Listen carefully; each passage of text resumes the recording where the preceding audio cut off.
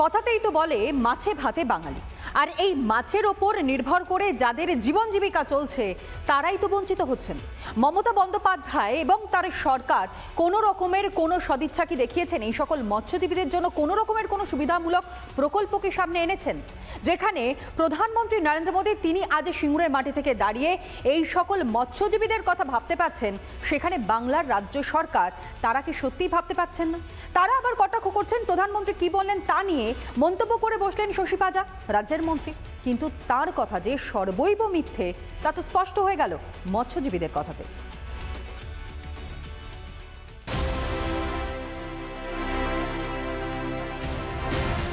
কথাই আছে মাছে ভাতে বাঙালি, আর সেই বাঙালিদের একটা বড় অংশই মাছ ব্যবসার সঙ্গে যুক্ত। কিন্তু সেই মাছ ব্যবসার দিকে কি আদৌ খেয়াল আছে মমতা বন্দ্যোপাধ্যায়ের সরকারের? কিন্তু মৎস্যজীবীদের কথা ভেবেছে কেন্দ্র সরকার। কিন্তু সেই ভাবনা সেই মৎস্যজীবীদের কেন্দ্রীয় সরকারের সহায়তা পাওয়ার বিরুদ্ধে ঢাল হয়ে দাঁড়িয়ে রাজ্যের তৃণমূল সরকার। সিঙ্গুরের মঞ্চ থেকে অভিযোগ প্রধানমন্ত্রী নরেন্দ্র মোদীর।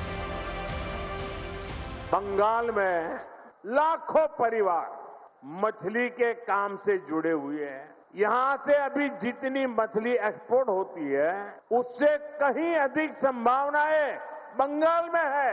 इसके लिए जरूरी है कि मेरे मछुआरे भाई बहनों को मदद मिले। केंद्र सरकार ने एक डिजिटल प्लेटफॉर्म बनाया, लेकिन टीएमसी सरकार यहाँ के मछुआरों के रजिस्ट्रेशन में बिल्कुल सहयोग नहीं कर रही है।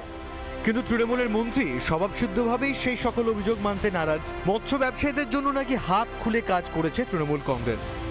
মৎস্যজীবীদের নিয়ে তিনি কি বলবেন? দিদি সমুদ্র সাথী করে দিয়েছে, আগেই তিনি মৎস্যজীবীদের জন্য বীমা করে দিয়েছেন। কি মৎস্যজীবীদের নিয়ে বলছিলেন যে মৎস্যজীবীদের নাকি প্রধানমন্ত্রীর কোন স্কিমেতে ডিজিটাল প্ল্যাটফর্মে রেজিস্টার্ড হয় না? সব আমাদের রেজিস্টার্ড আছে। মন্ত্রী বলছেন মৎস্যজীবীদের জন্য নাকি ঢেলে সুযোগ সুবিধা দিয়েছে সরকার। শুনুন রাজ্যের মৎস্যজীবীরা কি বলছেন। উন্নয়ন কিছু নেই তো, উন্নয়ন কোথা দিয়ে হবে? যা পরিস্থিতি চলে বাজারে কোনো উন্নয়নের কোনো গল্পই নেই। নিজেদের মধ্যে গন্ডগোলের জন্য আজ কিছুই হচ্ছে না বাজারে। এই সরকার আমাদের মৎস্য ব্যবসায়ী বলো, মাংস ব্যবসায়ী বলো, কোনো সুযোগ সুবিধা নেই, কোনো লোন নেই। না, মৎস্য ব্যবসায়ীদের জন্য তো সেরকম কিছু এখনো পর্যন্ত পাইনি আমরা।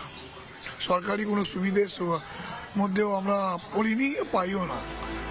বাংলার দিকে দিকে রয়েছে একাধিক ভেরি, পাশেই বঙ্গোপসাগর, রয়েছে গঙ্গাও। তারপরও বাংলা মৎস্য রপ্তানিতে দেশের প্রথম স্থানাধিকারী নয়। কেন রাজ্যের সরকার পাশে দাঁড়ায় না মৎস্য ব্যবসায়ীদের? আর কেন্দ্র যখন মৎস্যজীবীদের এক ছাদের তলায় আনতে চাইছে তাতেও আপত্তি। রিপাবলিক বাংলা। নানা ধরনের কন্টেন্ট দেখার জন্য লাইক করুন, শেয়ার করুন আমাদের ফেসবুক পেজ, সাবস্ক্রাইব করুন আমাদের ইউটিউব চ্যানেল। পাশাপাশি অন্যান্য ব্রেকিং নিউজের জন্য অবশ্যই চোখ রাখুন রিপাবলিক বাংলায়।